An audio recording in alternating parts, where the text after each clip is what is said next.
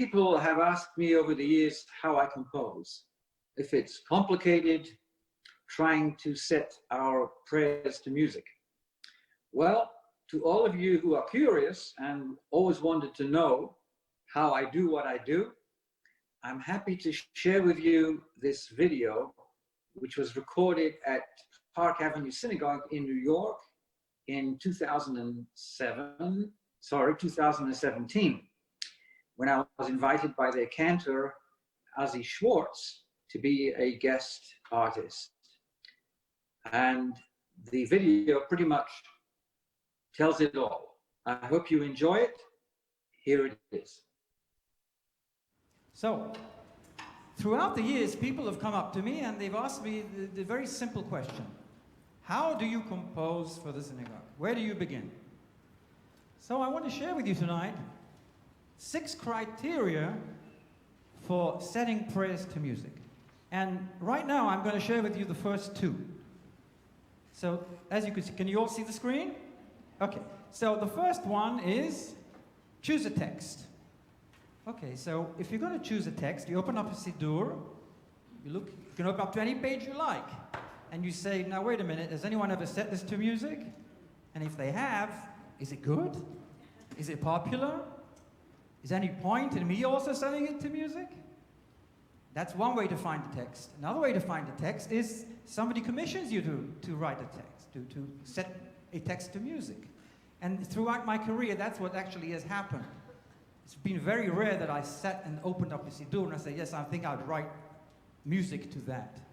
Mostly, I've been very fortunate that other cantors have called on me to set a specific text to music. So once that happens, the responsibility of a composer is to understand the text. Wouldn't you agree with that? If you're going to set something to music, it helps to know what you're setting. Because if you're setting a sad prayer, you don't understand what you're saying, you can set it to a very happy melody, and that would be very unfortunate. And of course, the other way also works. So we will continue, but before we do, I want to tell you that one of the most enjoyable things that I have done in my career is to write music for children. You heard one of the pieces that the park capellas, you call them, that they sang. That was Shalom Rav. You have some beautiful children who are going to sing another couple of things that I have written many years ago for children. One of them is Mi Chamocha, and the other one is Ahavat Olam. So we'd like to share that with you now. Thank you very much.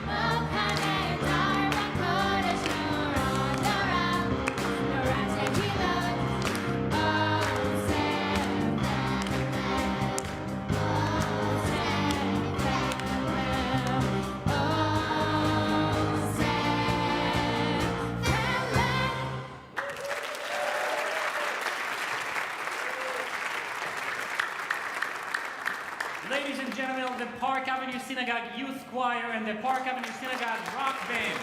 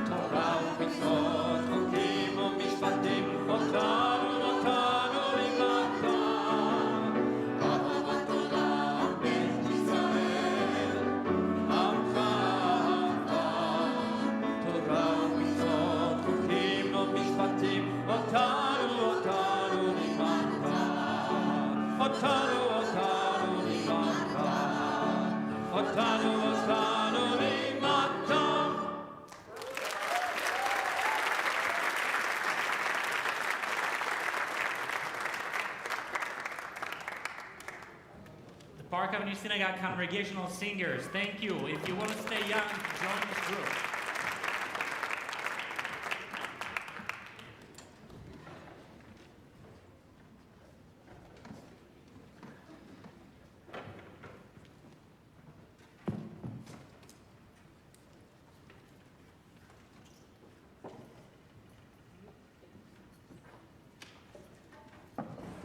So as they are departing, they did a wonderful job. Give them a big hand.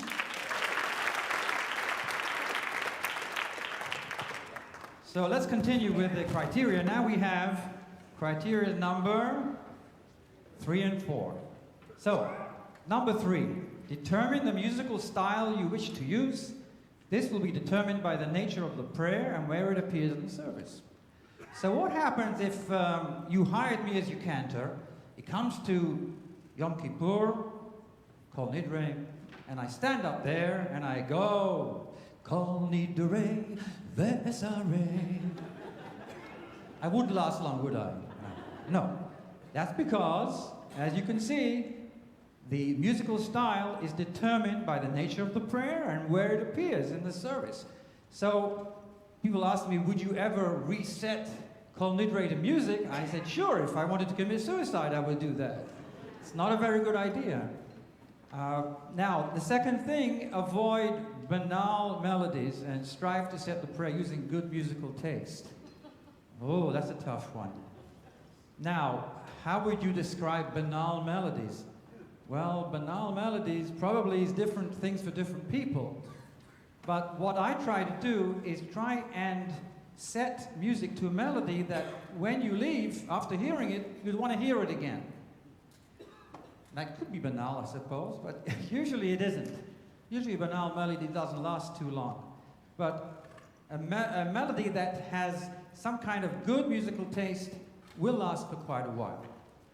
So now I want to share with you one of the pieces that I set.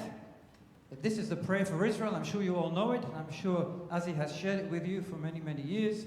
This is Avinu Shebashamayim.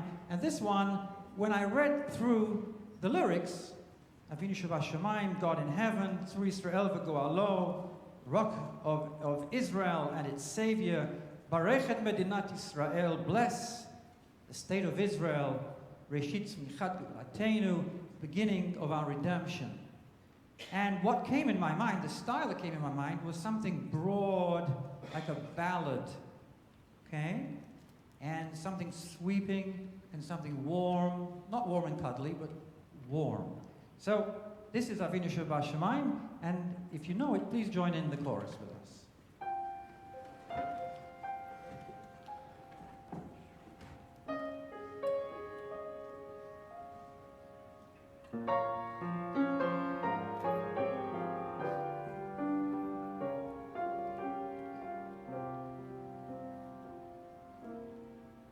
Avinu Shebashamayim, Tzur Yisrael v'go'alo, Baharech et Medinat Yisrael, Reshit Tzmichat Ge'ulatenu, Hagen, Hagen Aleha, Bevrat, Bevrat Chasdecha, Ufros Aleha, Aleha, Sukat Shalomecha, Ushlach Orcha לראשיה, שריה ויוצאיה, ותקנם, ותקנם בעצה טובה, בעצה טובה מלפניך. אבינו שבשמיים, Tzur Yisrael v'go'alo, Baharech et Medinat Yisrael, Reshit Tzmichat Ge'ulatenu. Strengthen the hands of those who defend our holy land. Avinu Shebashamayim, deliver them, crown their efforts with triumph. Avinu Shebashamayim, Tzur Yisrael v'go'alo.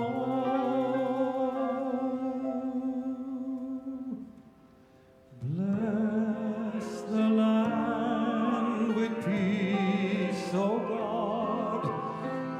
and its inhabitants with lasting joy. And let us say, Amen, Amen. Avinu shebashamayim, Tzur Yisrael v'gomalo, barech et medinat Yisrael, reshit tzmichat geulatenu, v'nomar amen, v'nomar amen.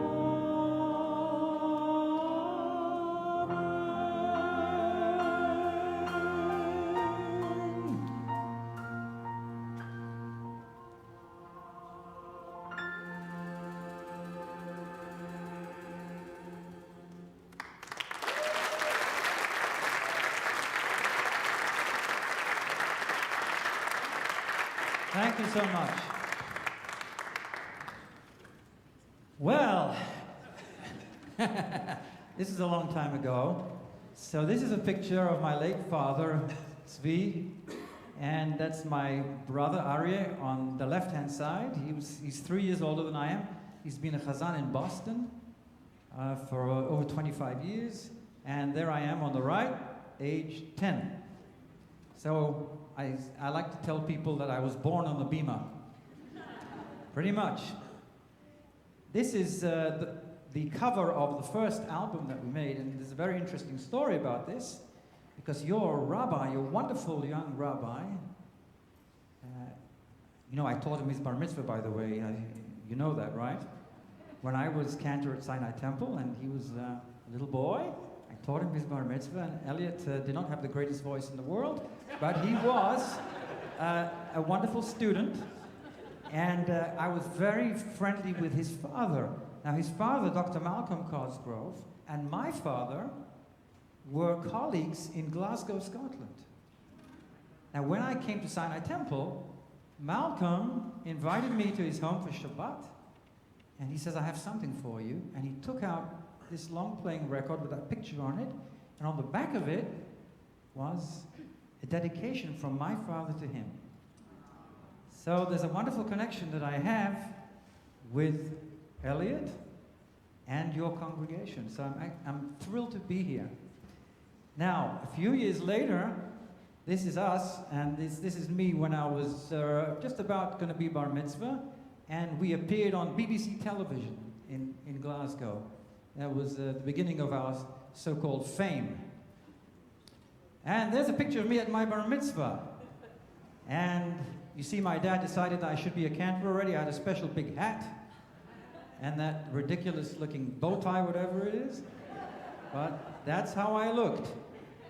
Now, after my bar mitzvah, most kids at age 13, now they're playing their video games and doing all these wonderful things with technology. Well, in my days, you went out to the park and you had a good time on a bike. My dad took me into the room and he said, you're going to learn how to become a chazan. And we spent a few months together. And when I was 14, a little shul, this was called Pollock Shields Shul, opened up right up the street. And my dad said, I want you to go there and audition for it. I said, I'm 14 years old. He said, I want you to go and audition for it, for the high holidays. And they hired me. So I became a chazan. Now, if you look at that picture, it says Muslims of Britain. And sadly, this is what's happened to this building. It's been taken over by the Muslims. I didn't want you to think that I'd converted when I was 14. Okay. Now, what do we have next, Ozzy? The what?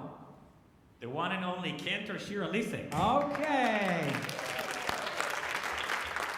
Now, Shira is going to be singing a piece that I wrote when I was in Sinai Temple. This is for the prayer of the new month, Birkat HaChodesh.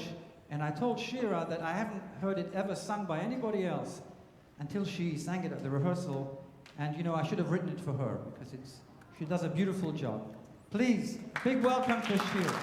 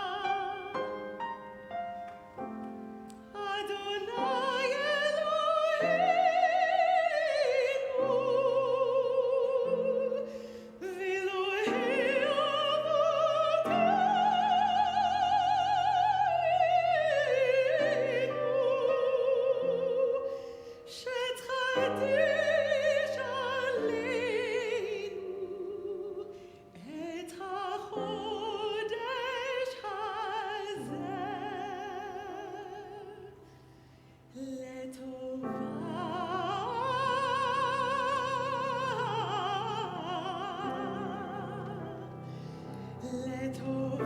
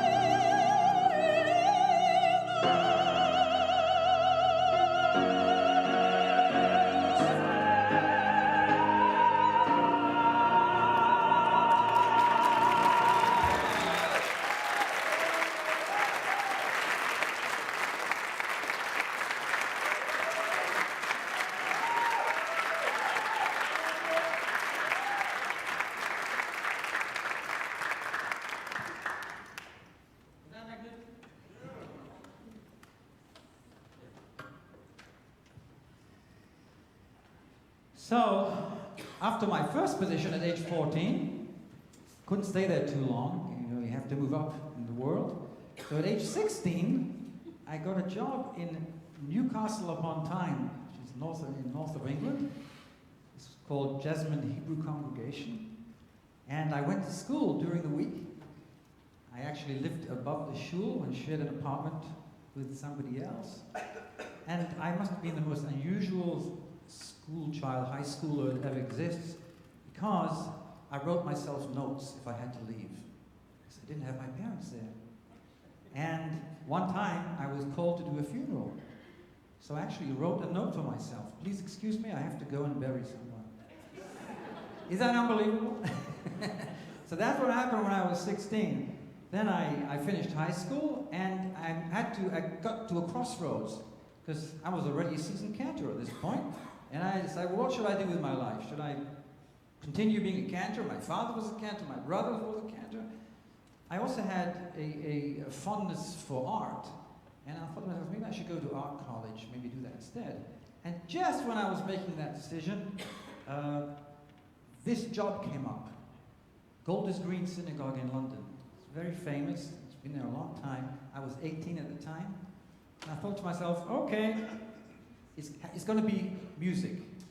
But I'm not just going to be a cantor. If I'm going to go and be a cantor in Golders Green Synagogue, I'm also going to try and get into the Royal College of Music, because I wanted to get a complete musical education, and that's exactly what I got. Now, what happened? This is a fascinating story. When I got a phone call from a certain gentleman who said, please meet me tomorrow morning right outside there at 9 o'clock. I have something to tell you. Mystery. I'm there at 9 o'clock. A limousine pulls up, a Rolls Royce. This elderly gentleman gets out. He says, do you remember me? I said, no. He says, I knew you and your father and your brother when you sang together in Glasgow. And I heard that you're becoming cantor at Golders Green Synagogue, and that you want to continue your musical education at the Royal College of Music. I want you to know that as a young man, I went to the Royal College of Music, and I've been coming here every day to take piano lessons. And I'm going to pay for you for everything. So, I got a free ride at the Royal College of Music. After I graduated, I came to the United States. This is another amazing story and another connection that I have with Park Avenue. Your Rabbi Emeritus, David Lincoln, was in London at the time, and I met him at somebody's home. He said, we need a cantor in Wilmette, Illinois. Are you interested? I said, I am. And I ended up, it used to be called Beth Hillel. Now you can see it says Beth Hillel B'nai Emunah. They amalgamated with another congregation. So I was there for 4 years and worked with Rabbi Lincoln, so we know each other, and we had a very good time. After Chicago came Sinai Temple, Temple of the Stars. And it really is a Temple of the Stars. We have members like Kirk Douglas. I'll tell you a Kirk Douglas story. I was on the golf course one day. It was my day off, Wednesday. I get a call from Rabbi Walpe, who's a rabbi there, and he says, Kirk Douglas wants to have a bar mitzvah. I said, what are you talking about? He's an old man. He said, no, the 70th anniversary of his bar mitzvah. And he wants you to teach him. Oh my God. So here I am, I show up in Beverly Hills at the home of Kirk Douglas. Now, when I think of Kirk Douglas, I think of Spartacus. And I think of a young, virile actor. Well, sadly, this was after his stroke. And he opened the door, and this feeble man opens up, and he says, are you Finkelstein? I said, yeah. He said, come in, and sat down, and then he says, what is this Torah portion about that you gave me? I said, it's about the priests in the temple, and they're throwing blood on the walls. He says, I don't want that one. It's a true story. He said, find me another one. So we had to change that. So a lot of wonderful things happened to me while I was in Sinai Temple. This is why I composed most of the things that you're familiar with, and especially Le Dor Vador. And to this day, if you ever go on to their videos of their services on Shabbat, you'll see whenever the cantor sings L'Ador Vador, you have 1,000 people standing up and with their arms around each other swaying. Which you might like to do here at some point. Ozzy, you think they'd like to do that here? Okay. So now, let's continue with the last two of the criteria. Determine the meter of the lyrics. You know what meter means in musical sense? The beat, okay, of the lyrics. And be careful to place the musical stresses on the correct syllables. We'll deal with the muse in a second. Now, how many ways are there of reading Hebrew? Actually, there's only one way, the correct way, right? However, there are two ways to pronounce a Hebrew word. Here we go. The first one is called milra, where the emphasis is on the final syllable. Okay? So let's think of a milra word in Hebrew. Shalom. Correct? It's the last syllable, you put emphasis on the long. If you didn't read it correctly, what would you say? Shalom. Right? You would say, but it's wrong. You don't say shalom, it's shalom. Okay? Now you have the next one, which is called milel, where the emphasis is on any other syllable, usually the middle syllable. So here's a you all know the prayer, Aleinu l'shabeach, right? So that word Aleinu is milel. It's not Aleinu, it's Aleinu. Okay, so there's two correct ways to read Hebrew. So now, if you're a composer, and you're serious about composing, do you have the words first and then find the music to fit the words? Or do you have the music and try and fit the words into the music? The answer is number one. Okay? Now, sadly, that hasn't happened with our Jewish composers. And a lot of Jewish composers have this melody in their heads, they open up the Siddur and they say, oh yeah, this will fit. And what happens to the words? They get pronounced all over the place. And one of the worst examples of this is a tune that you're all familiar with and we sing every Friday night, Shalom Aleichem. It's composed by a wonderful Jewish composer, Goldfarb, Israel Goldfarb. But he had in his head, Fiddler on the Roof. Papa, papa. Okay, watch. Here we go. Now, I've put in bold writing where the correct pronunciation should be, where the emphasis should be. So it's shalom, right? Now watch how this is all wrong. Shalom aleichem, all wrong. Malachei hasharet, malachei elyon. That's correct. Malachei hamlach, wrong. Hakach, wrong. Baruch, okay. So you can see that is absolutely wrong. And you've been singing it and enjoying it for all these years. And you've been singing all the wrong stresses. So, Finkelstein decided that he's going to write Shalom Aleichem, but based on the correct pronunciation. So what did I do? I say these words and try and get a meter, try and get a beat. So watch what happens if you pronounce it correctly. Shalom Aleichem, Malachei Hasharet, Malachei Elyon, dum da dum bum, bum bum bum bum bum. So it goes like this. Shalom Aleichem, Malachei Hasharet, Malachei Elyon, Mimelech Malchei Hamlachim Hakadosh Baruch Hu, Mimelech Malchei Hamlachim Hakadosh Baruch Hu. I rest my case.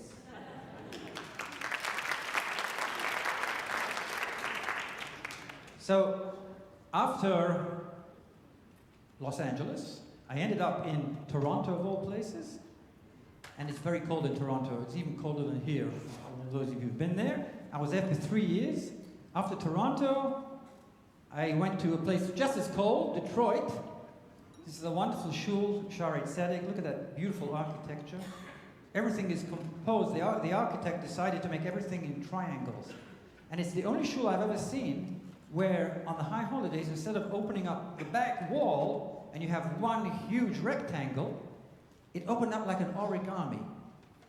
So all the sides opened up, so it was like a shape of a diamond. Absolutely magnificent. Beautiful architecture. After Shaarei Tzedek came my present shul, which is apparently the largest conservative congregation in the country, and it's called Beth Yeshurun. I'm delighted to be there. I've been there just over 3 years. And that is the end of my shul hopping, as they say. Now I want to tell you quickly what my influences have been as a composer. So when I was growing up, you all know who these guys are, right? I listened to the Beatles and I just fell in love with it. All of their wonderful songs and all the melodies. So you have to remember that all our experiences make us who we are. Okay, everything that we hear, it's all registered up here. And when you're a composer, you are influenced subconsciously by all the things that you've enjoyed in your life, even the things that you find distasteful. Okay, they will affect how you compose. So their catchy melodies stayed with me, very catchy. La da da da da da da da, right? She loves you, yeah, yeah. Very catchy, all of it. Burt Bacharach, wonderful. What do you get when you... Right? Wonderful tunes. Very, very tuneful, great melodies. Now, this man changed my life completely. How many of you know about Rachmaninoff? Yes, one of the greatest composers. When I was in Israel, aged 15, I went back for the first time since I was 4. I went to my aunt's house in Petach Tikva, and she had an old record player. I didn't know who Rachmaninoff was at the time. I saw this, his Piano Concerto No. 2. I put it on. I thought to myself, who the heck can write music like this? These are the most beautiful melodies I've ever heard in my life. The most beautiful chords. And to this day, so many years later, when I hear some of his works, I'm moved to tears. It's just extraordinary beauty of melody. And it's melody that lasts forever. It's melody. It's not beat. It's the tune. It's like when you go to a Broadway show, you leave humming a melody. That's what's important. Another wonderful influence is Puccini. You all know his La Bohème, Madame Butterfly, filled with the most glorious melodies you could ever imagine. Those are my influences. This is what I want to do. When I write something, I want you to enjoy it so much, it's going to stay in your head, and you'll want to sing it. Now, how did I learn to sing? I learned to sing by meeting and listening to this amazing tenor, Alfredo Kraus, who died a few years ago. And he had one of the most beautiful lyric tenor voices, and his technique was flawless, absolutely flawless. And I thought, if I can sing like that one day, and be a cantor, and be a composer, well, I would have climbed Mount Everest. And, well, I believe I have climbed Mount Everest, and I've reached the top, and it's beautiful. The view is wonderful. I want to thank you all for coming here and sharing this experience with me. And I want to continue the program now. We want to invite Rachel Brooks to sing something that I wrote a few years ago. This is taken from the Slichot service, Hanashamalach. Please give Rachel a big hand.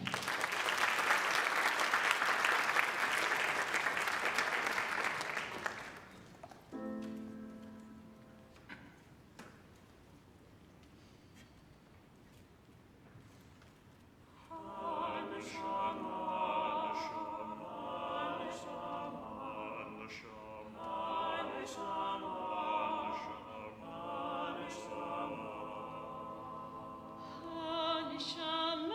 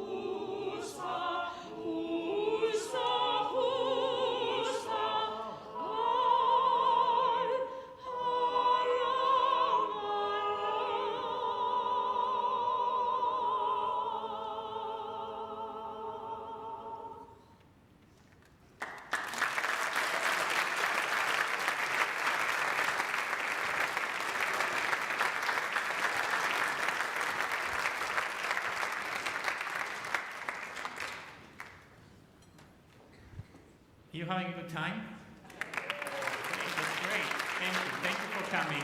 So, Cantor Finkelstein, I'm going to ask you a few questions.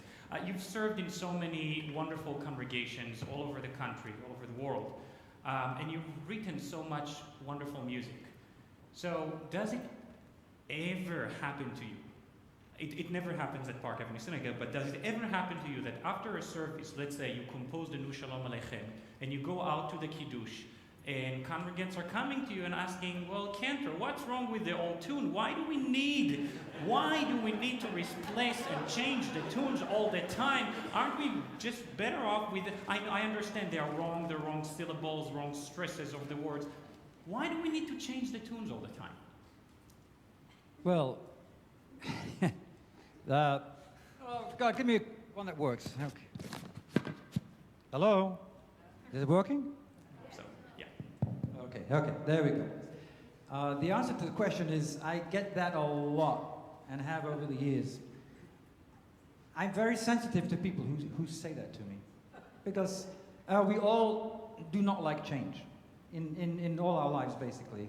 We like things that we're familiar with. However, I say to these people, the melody that you like, at some point, somebody new came and composed it. Is that correct? Yes. So what happened then? Somebody came to that cantor and said, why don't you do the old melody? So at some point, we have to compose new things. Tradition is wonderful, but if we take tradition to its absurd ends, we can say, well, why don't we ride a horse and buggy today? Out of a sense of tradition. Well, we don't. We're living in a different time, a different culture. Does that answer your question? It does. And hopefully it answers the questions of so many people who are sitting here tonight who understand why I asked you and why I commissioned a new Hashkivenu from you. So tell us about that piece that you just wrote for us, the Hashkivenu. Hashkivenu I wrote sort of as a love poem. If you actually look at the translation of the beautiful prayer Hashkivenu, cause us to lie down in peace and awaken us again unto peace. It's a beautiful, peaceful, warm prayer. And when I wrote it for you, I thought of your beautiful voice, your sweetness, and I thought this is exactly the kind of setting that will work for Chazan as Ishvorts. And I'm sure you'll all agree with me when you hear it in a few moments. This is New Hashkivenu. Thank you. You're welcome. So other than Hashkivenu, which we'll hear in a second, let me ask you a personal question. I'm about to sing something that I've never sung before. Is it fun to be a cantor?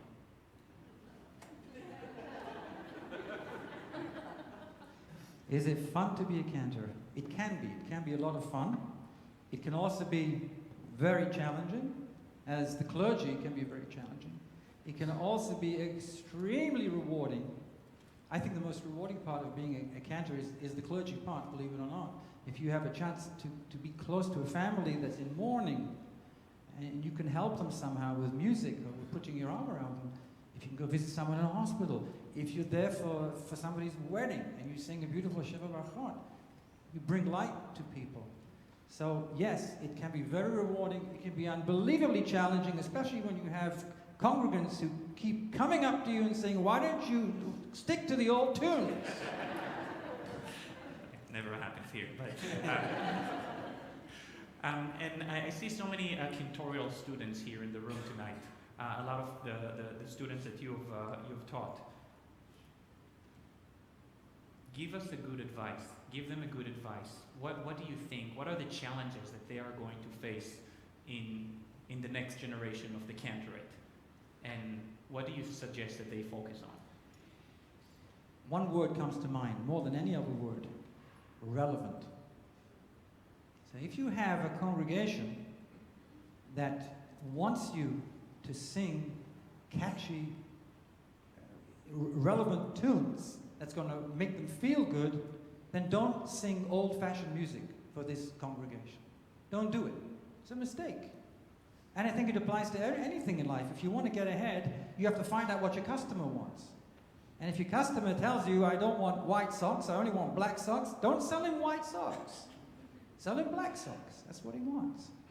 And this is what's happening in the conservative movement generally. It's happening in my synagogue and synagogues all around the country, where we have to find a way to bring younger people into the congregation through music, and we won't do it unless we give them the music that is familiar to their ears. And that means taking the prayers and sending them something a lot more different. Interesting. You know, Cantor, and we're one more question, and then we're going to move on in the program. A lot of music critics criticized your music. They said that your music is bringing foreign sounds into the life of the liturgy, into the synagogue. That you're very influenced by the Beatles, by Broadway, and it loses the integrity of the traditional music. How do you feel about that criticism? How many of you know about klezmer music? You think klezmer music is Jewish? No.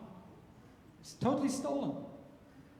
It's stolen from Hungarian and Romanian folk melodies, and from Russian folk melodies. Our people have been influenced by the music of the countries where they lived for generations, for hundreds of years. There isn't really anything such as Jewish music.